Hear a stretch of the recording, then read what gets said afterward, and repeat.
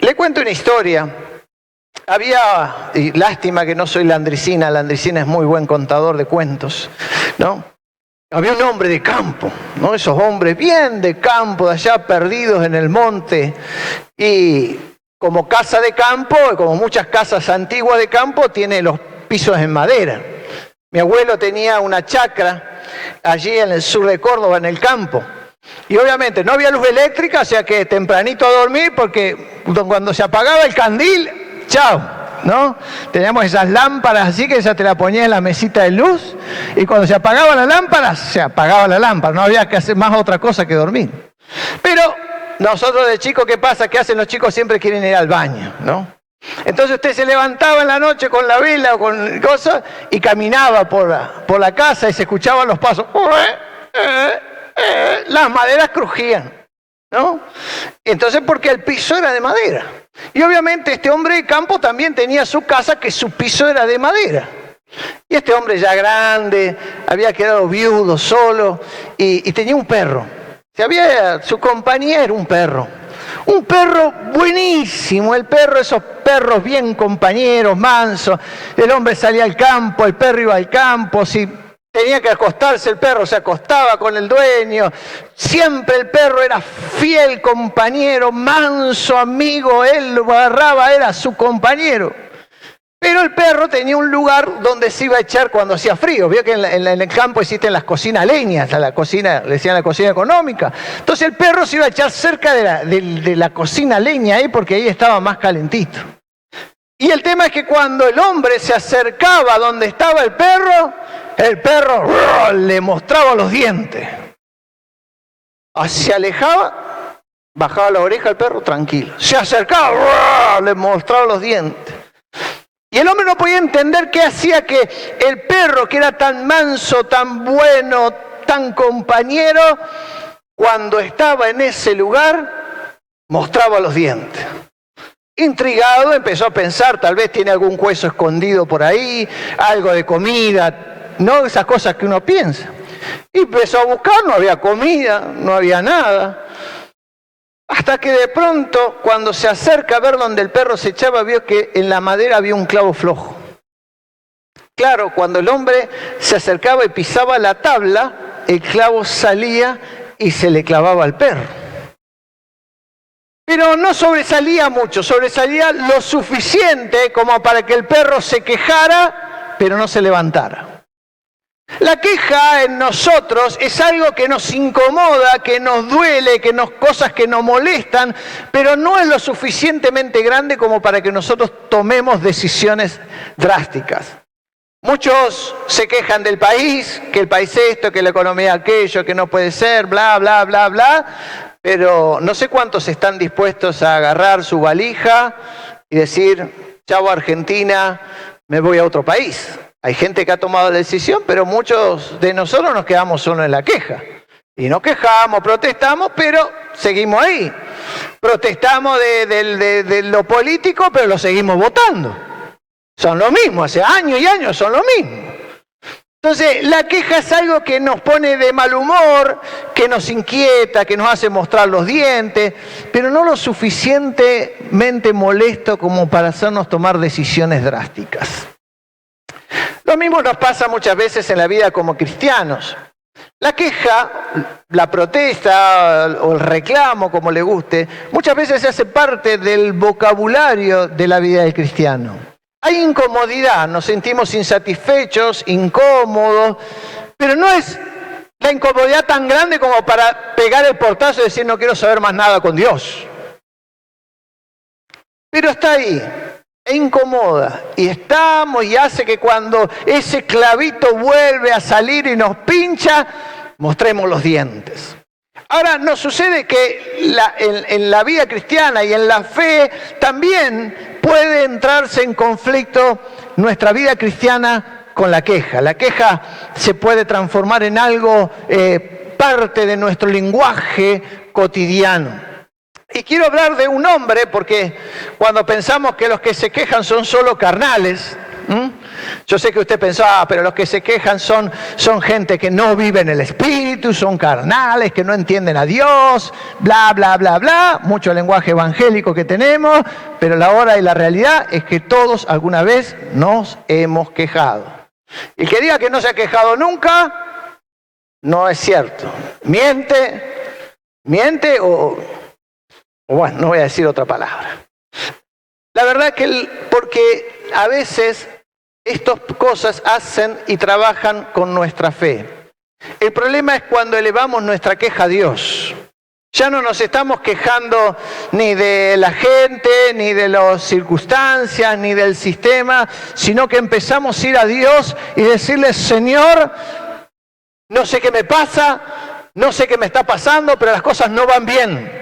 Empiezo a decirle, Dios, yo no sé en qué estás entretenido, pero no estás respondiendo a mis oraciones.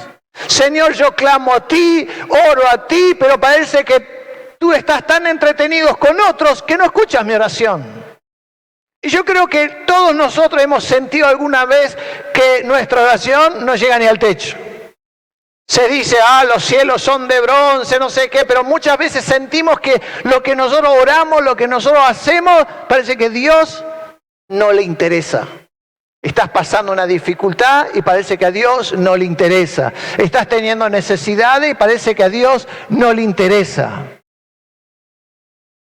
Y esto le pasó al profeta Habacuc, y vaya al libro de Habacuc en el Antiguo Testamento.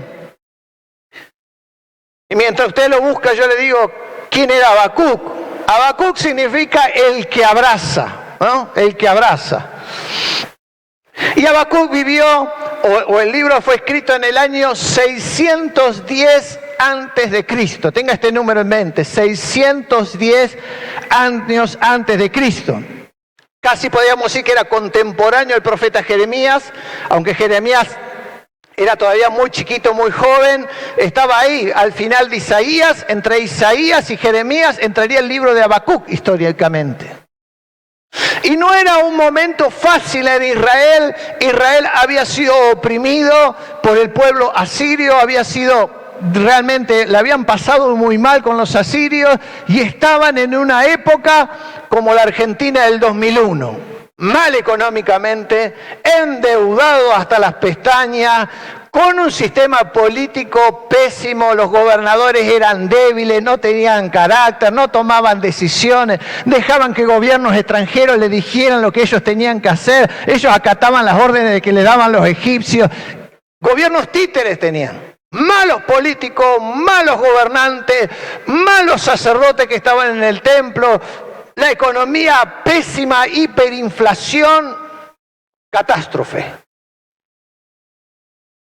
Y ahí estaba Habacuc, un hombre de Dios, un hombre que era, no solo que era un profeta, era un director de alabanza, era el que en el templo se encargaba de que la gente cantara, él era el salmista, como se dice por ahí, él era el que llevaba los cánticos, la alabanza, honraba a Dios con sus cánticos, pero había entrado en crisis. Y necesitaba de una bomba de achique que le sacara el agua que estaba entrando en su barca. Habacuc capítulo 1, versículo 2. ¿Hasta cuándo, oh Jehová, clamaré y no oirás? Daré voces a ti a causa de la violencia y no salvarás. ¿Por qué me haces ver iniquidad y haces que vea molestia? Destrucción y violencia están delante de mí, pleito y contienda se levantan, por lo cual la ley es debilitada. Está hablando del sistema de justicia. El juicio no sale según la verdad, por cuanto el impío asedia al justo y por eso sale torcida la justicia. ¿Le suena? Si hay gente corrupta, gobiernos corruptos, jueces corruptos, ¿hay justicia? No la hay. No la hay. En nuestra Argentina, si usted tiene dinero, puede salvarse de casi todo. Con dinero se salva. El pobre que de pronto lo agarraron robando una bicicleta paga más años que el que se robó 20 millones de dólares. ¿Por qué? Porque la justicia no actúa según la verdad. actúa según las conveniencias, el dinero, las influencias. Por eso los gobiernos todos quieren tocar a la Corte Suprema, a la Corte de Justicia, sacar jueces, poner jueces, todo porque ¿qué quieren? Que se mantenga la injusticia, no la justicia. O sea, Habacuc estaba viendo lo mismo. Veía que los reyes sacaban a los jueces, ponían lo que les parecía mejor. Y ellos decían, están todo mal. Y empieza a quejarse con Dios. Señor, ¿por qué yo oro y no me contestas? ¿Por qué clamo y estás entretenido en otra cosa? ¿Por qué me haces ver todo esto? Si yo soy justo, si yo soy una buena persona, si yo te honro, si yo estoy en el templo y canto y alabo. Y casi que podríamos hacer la analogía con la vida cristiana. Si yo voy a la iglesia y canto y escucho la prédica y he estado fiel en la cuarentena, ¿por qué, Señor, atravieso todo esto? Ahora, primer capítulo. Vaya al capítulo 3 de Habacuc y no cierre su Biblia. 3:17.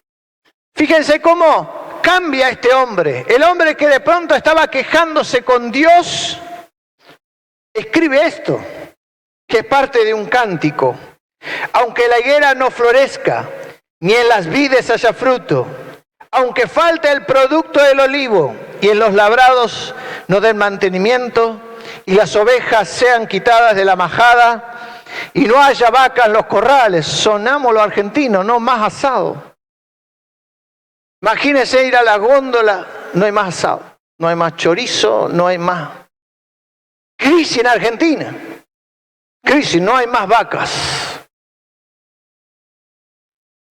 Con todo, dice Habacuc, yo me alegraré en Jehová y me gozaré en el Dios de mi salvación. Jehová es el Señor, es mi fortaleza, el cual hace mis pies como de ciervas y en mis alturas me hace andar. Qué declaración de confianza en Dios, aunque todo esté mal, aunque no haya nada, no haya ni para comer, dice. Con todo, yo me alegraré. En el hebreo dice, voy a dar saltos de júbilo. ¿Por qué? Porque mi confianza está en el Señor. Él es mi fortaleza, hace mis pies como de cierva y en mis alturas me hace andar.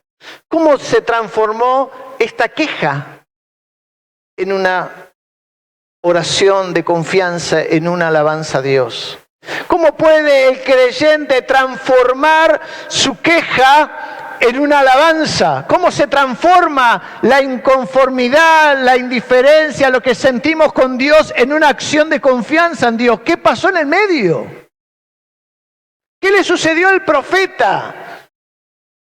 Y está la clave de cómo nosotros debemos enfrentar cuando nos encontramos con la desilusión en el propio evangelio, la desilusión en la iglesia. Puede ser que los hermanos te fallen, los pastores te fallen, el sistema no te guste. ¿Cómo lo enfrentás? Y la clave está en el libro de Habacuc. Volvamos al capítulo 1. Lo primero que Dios hace con Habacuc, le dice, versículo 5. Mirad entre las naciones y asombraos, porque haré una obra en vuestros días, y aunque cuando se os contare no la creeráis. He aquí yo levanto a los caldeos, nación cruel y presuntuosa, que camina por la anchura de la tierra para poseer las moradas ajenas. Dios le dice al profeta, quédate tranquilo porque yo estoy preparando algo de tal manera que todo este sistema corrupto y todos los corruptos y todos los inmorales y todos los idólatras van a ser destruidos. Fuerte. Dios le dice, estoy preparando algo, un juicio terrible. Y al texto dice que Dios estaba preparando algo. Dice, aunque yo te lo contare, no lo vas a creer.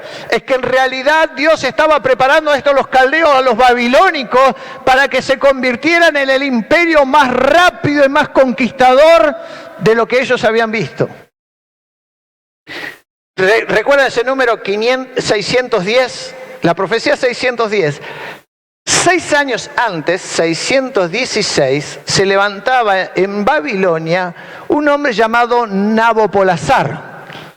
¿Y por qué Nabopolassar? Porque Nabopolassar fue el padre de Nabucodonosor.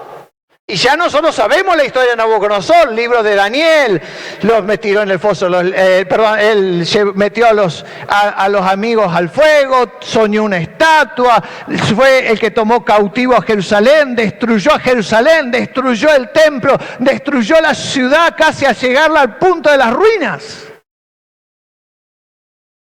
Y Dios le está diciendo al profeta, escúchame, antes que vos oraras, antes que vos te empezaras a quejar, yo ya estaba preparando tu respuesta. 6 años antes que vos empezaras a orar por esto, yo ya estaba orando. 2 años antes, solo 2 años antes de que se escribiera el libro, la ciudad de Nínive, que era la capital del imperio asirio, ¿se acuerdan que yo les dije que ellos habían oprimido a Israel? Iba a ser completamente destruida. Una alianza entre los babilónicos y los medos hicieron que la ciudad de Nínive fuera totalmente destruida, cumpliendo las profecías que están en la Biblia. Tal cual como la Biblia decía. Solo 2 años antes. La gran capital de sus conquistadores era destruida. Dios ya estaba obrando. Un hombre llamado Josías quiso intervenir en el plan de Dios. Quiso meterse en el plan de Dios. ¿Sabe qué hizo Dios con Josías? Era muy bueno, muy santo, muy amado, pero correte. Nada se interpone en mi plan. Lo siento, Josías.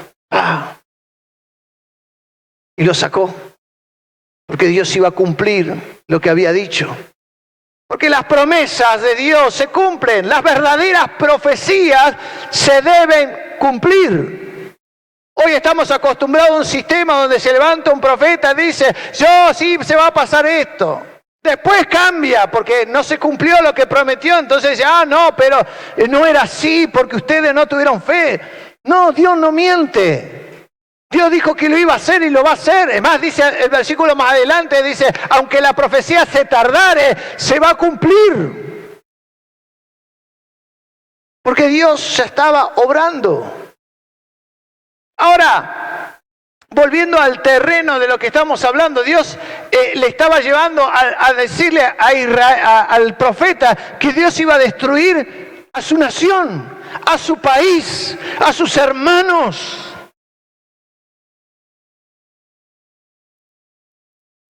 ¿Y qué es lo que Dios proponía con esto? Activar la misericordia del profeta. Que dejara de mirar su problema y empezara a mirar más allá de su problema.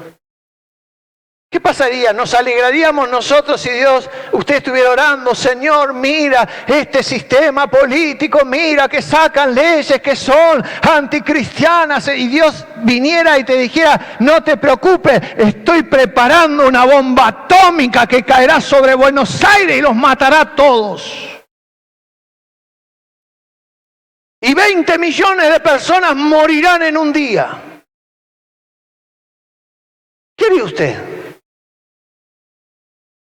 Diría, gracias Señor por eliminar a todos los porteños, porque no me los banco.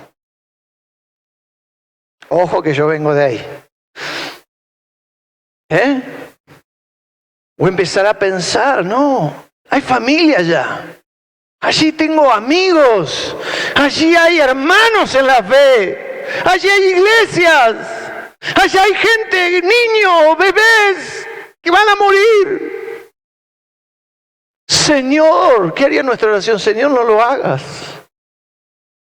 Señor, no lo hagas.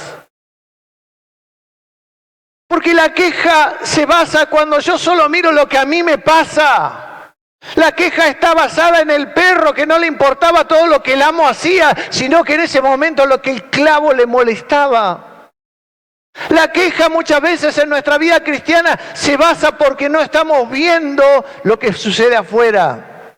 El cristiano muchas veces conforme, lleno de paz, lleno de gozo, lleno de tener una iglesia, empieza a quejarse y no mira que afuera hay gente perdida. Hay gente que está pasándola mal. Hay gente en estos momentos, niños que están muriendo por la droga.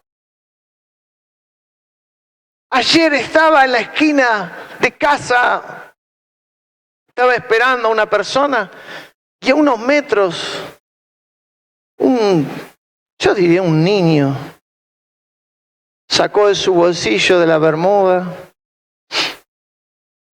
y se drogó. No puedo quedarme impávido, no puedo decir, Señor, destruye a todos estos drogadictos. No, Señor, sálvalo. Sálvalo.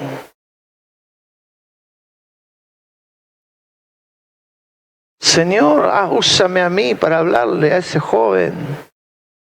Señor, ten misericordia. Yo estoy bien. Sí. ¿Y los que se pierden qué? Como dije al principio, Dios no nos llamó a llenar las iglesias, Dios nos llamó a predicar el Evangelio. Si los que predicamos, ya sea por la radio, por las redes, con la lancha, no vienen nunca a congregarse con nosotros, no me interesa. Hemos predicado el Evangelio, tenemos que tener pasión y misericordia por el que se pierde, aunque no venga a nuestras iglesias, aunque no venga a sentarse en nuestro banco, no me interesa. Lo que me interesa no es llenar la iglesia, es llenar el cielo de almas salvadas.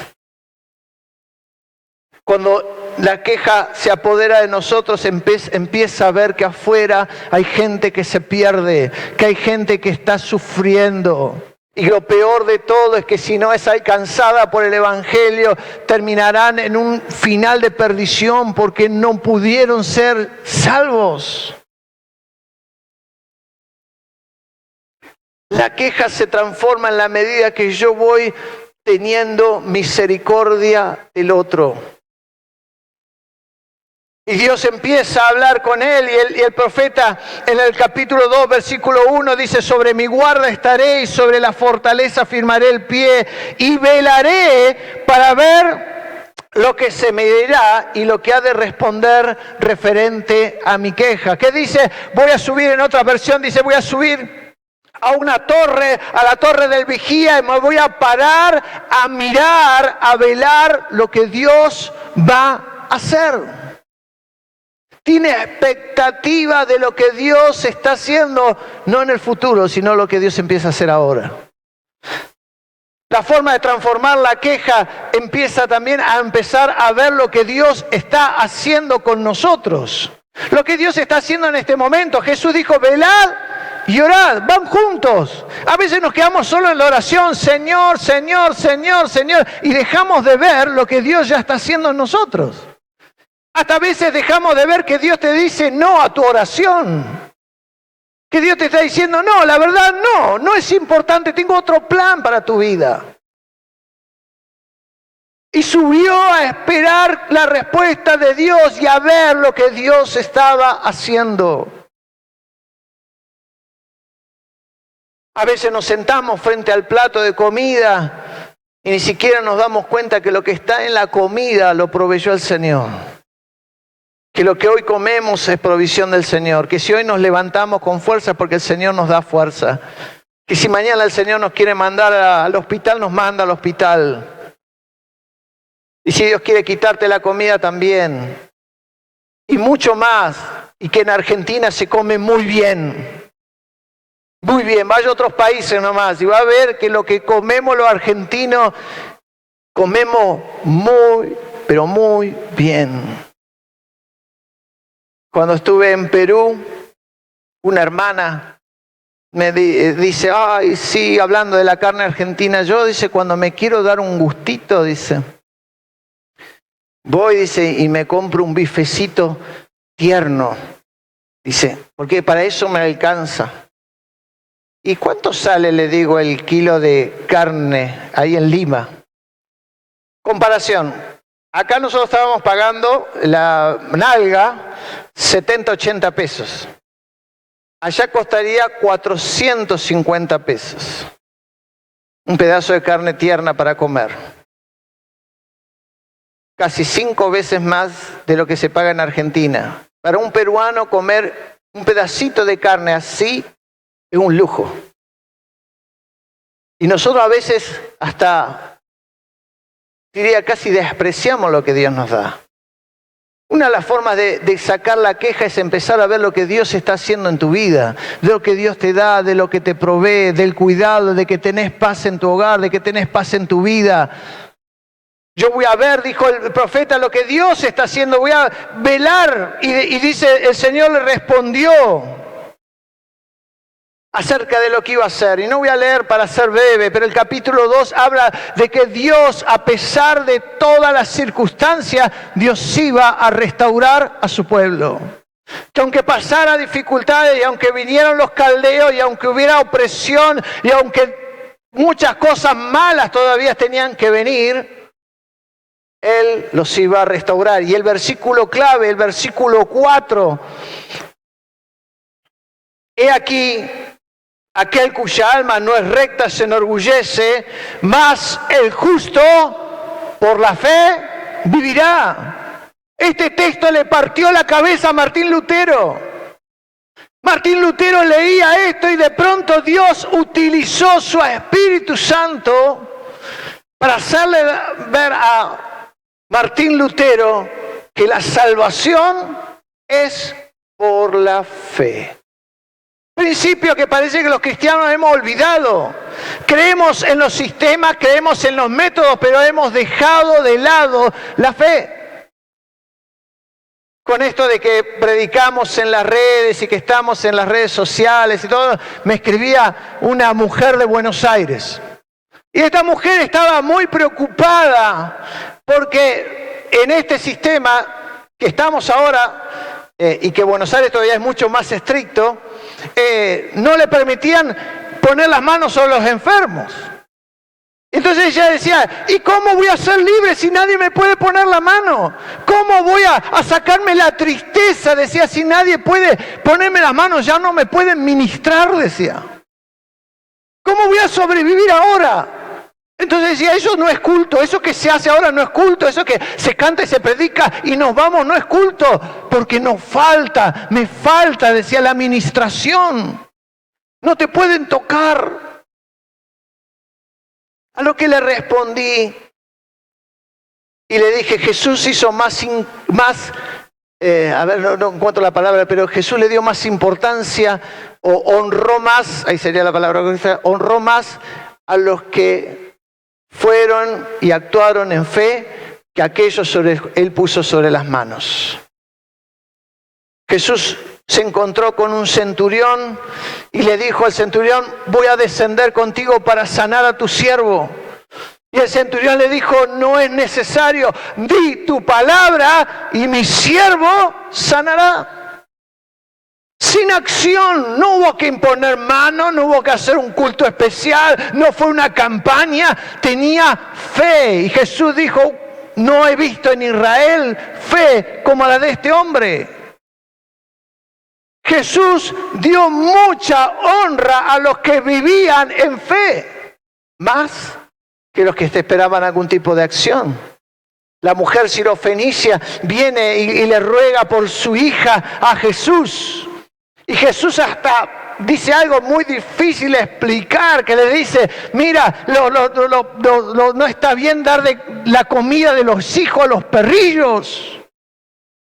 Y la mujer le dice, pero aún los perrillos comen las migajas que caen de la mesa de los hijos. Aún frente a una negativa de Jesús, frente a quizás hasta una expresión fuerte de Jesús, decirle que ellos eran como perrillos, la mujer dijo, di tu palabra. Y creyó y se fue. Y Jesús dijo, no, otra vez no he visto fe como esta. La fe se impone a los métodos, la fe se impone a los sistemas. La iglesia no siempre se reunió como nosotros ahora.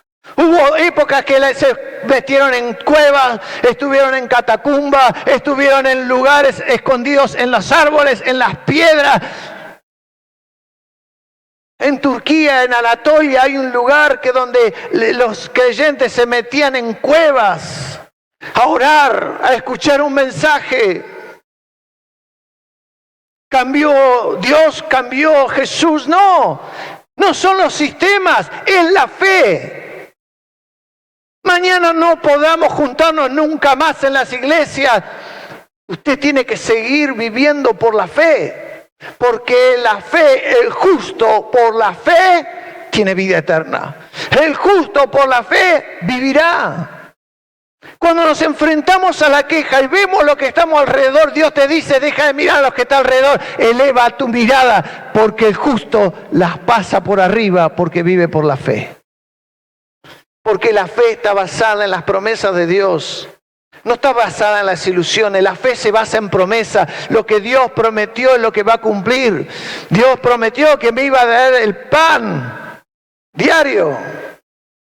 Y bueno, sea arroz, sea fideo, sea una calabaza partida al medio, Dios seguirá cumpliendo sus promesas.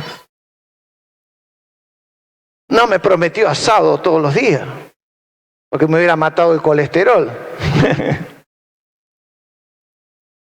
El pan, sus promesas, su paz, que Él no te va a dejar. Esas son las promesas que valen. El justo vive por la fe, camina por fe. Y sigue diciendo el mismo capítulo, la tierra será llena de la gloria del Señor. Hay un derramamiento de la gloria del Señor, de la presencia del Espíritu Santo en los que viven por la fe, de los que andan por la fe. Eso es lo que va a eliminar la queja. Eso fue lo que eliminó la queja del profeta. El entender que hay que vivir por la fe y recibir lo que el Espíritu Santo tiene para cada uno de nosotros. Andamos por la fe, vivimos por la fe. Y en el capítulo 3, el profeta empieza a ver y a recordar todas las cosas que Dios había hecho por ellos.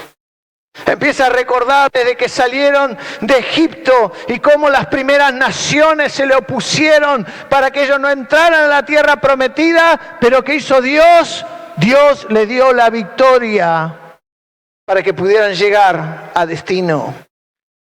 El profeta empieza a darse cuenta que no importa los problemas, los enemigos que vengan, las dificultades que estén en el camino, cuando Dios te lleva a su tierra prometida, a su patria celestial, donde tenemos identidad, el camino se abrirá, porque Dios cumple sus promesas. La Biblia dice, no tenemos patria aquí, tenemos una patria en el cielo. Entonces el profeta empieza a darse cuenta que no importa cuántos problemas pudieran venir en la vida, no importa cuántas circunstancias difíciles, porque encima Dios le dice, si ahora está mal, ¿sabes qué? Va a estar peor. Y cuando todo haya estado peor, recién ahí, yo voy a empezar a orar. Dios no transformó las circunstancias de alrededor para que él dejara de quejarse. Empezó a cambiarlo el profeta. Fíjese en la expresión que utiliza el profeta. Dice, hizo mis pies como pies de siervas. Transformó mis pies. Hay una creación, una adaptación de Dios en nosotros para que podamos, ¿qué? Sobrevivir a las circunstancias. Dios te va a dar en los tiempos de dificultad las herramientas necesarias para que puedas atravesarlo eficazmente. Dios no te va a abandonar. Dios quizás no transforme nunca a la Argentina, pero sí está interesado en transformarnos a nosotros. Dios está interesado en cambiar nuestro corazón. Quizás no cambie el corazón de los políticos, pero sí está interesado en cambiar el nuestro, para que nosotros podamos sobrepasar todas las dificultades. Mire, me gusta ver los canales de animalitos. Y justamente ayer puse así y estaban hablando de las cabras de Anatolia. Anatolia es Turquía. Territorio muy parecido a Israel. Y la cabra tiene 2 pezuñas, ¿no? Y atrás tiene como un algodoncito que es de cuero, que se convierte en una sopapa. Cuando el animal pisa la roca y aprieta, eso hace que se ajuste a la piedra y pueda trepar. Pero esas 2 pequeñas pezuñitas, que son demasiado pequeña para el tamaño del animal, hace que pueda meterse entre las piedras y poder trepar. Y uno la veía trepar acantilados que tenían más de 700 metros. Y la cabra trepaba el acantilado. Se paraba al borde del precipicio. A mí me daba vértigo que lo veía por televisión, como la cabra estaba parada en un bordecito así. Pero ¿sabe por qué se iba la cabra ahí? Porque su enemigo, el lince, no sabe trepar. La cabra es víctima cuando está en el territorio plano. Cuando la cabra sube, el lince no puede alcanzarla. Fíjese que el profeta le dice: haces mis pies como de cierva y en mis alturas. Allá arriba nadie me toca.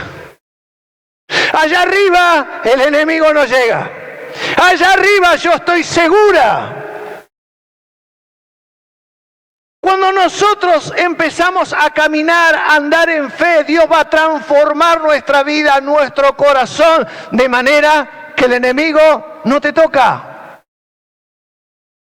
Te va a hacer andar en tus alturas, en un lugar que quizá para muchos le dé miedo, pero es el lugar donde Dios te ha preparado.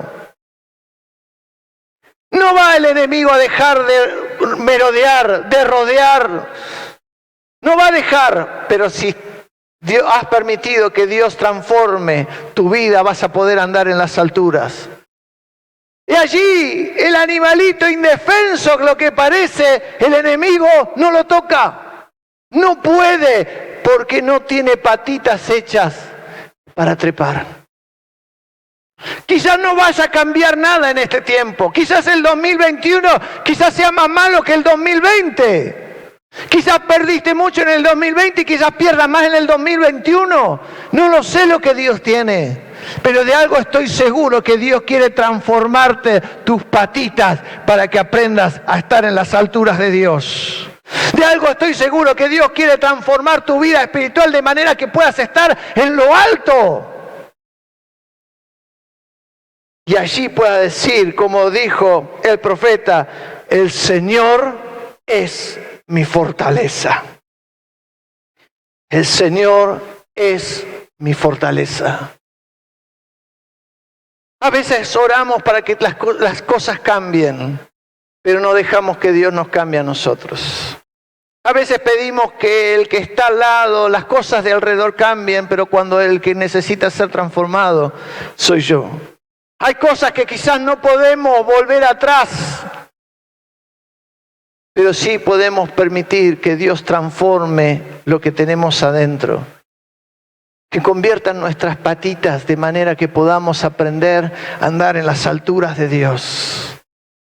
El profeta entendió que lo que estaba alrededor no se iba a transformar. Lo que se iba a transformar era su corazón. Lo que transforma nuestras vidas es permitir que el Espíritu Santo es el que empiece a transformarnos a nosotros, a tocarnos a nosotros. Y eso es lo que va a permitir que una queja se convierta en una alabanza. Termina la oración. Mientras tanto, invito a los músicos. Le dice: al jefe de los cantores, sobre mis instrumentos de cuerda. Él transformó eso que le había pasado, su queja, en una alabanza. es que en medio de la alabanza es cuando Dios se mueve. La alabanza no es simplemente un cántico que hacemos en la iglesia mientras esperamos la prédica. En la alabanza Dios se mueve, en la alabanza Dios rompe cadenas, en la alabanza Dios transforma nuestras vidas. ¿Por qué? Porque nuestra boca empieza a proclamar las verdades que son de Dios. Con nuestros labios está la victoria. La Biblia le da mucha importancia a lo que confesamos. Si con tu boca confesares que Jesús es el Señor, serás salvo. Si tu boca confiesa queja y pesar, te vas a hundir. Pero si tu boca empieza a confesar quién es tu Señor, como lo hace el profeta, porque esto es la expresión de la alabanza del profeta, entonces Dios va a empezar a transformar tu corazón. Lo que transforma nuestra queja es la alabanza, es proclamar quién es el Señor. Así que yo quiero que cantemos con inteligencia este coro. Y si estás atravesando un momento de quizás de insatisfacción o sentís que Dios parece que no está respondiendo tus oraciones, ¿por qué no te pones de pie y cantamos esto?